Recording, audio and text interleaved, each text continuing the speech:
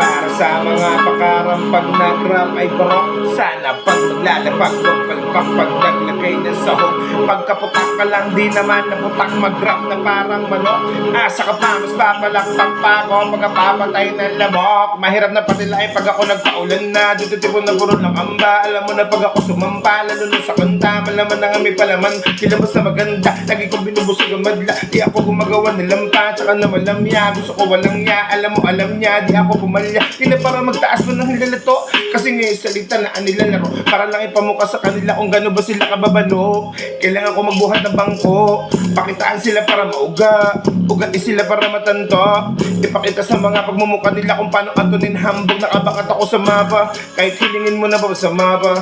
Alam mo naman sanay ako sa papag, tsaka lahat ng dapat ay nagawa na. Kaya nalito na ako sa malabot na kama. Isa yun sa mga bagay na wala ka, iniisip mo na ganito ka sana. Kaso nga hindi ka pa pinagpapala, tsaka pinapala daw baka mapasama pa. Habang ako alam mo na iba talaga pag umarakas. Kita mo na lagi tumatama parang di namin namalas.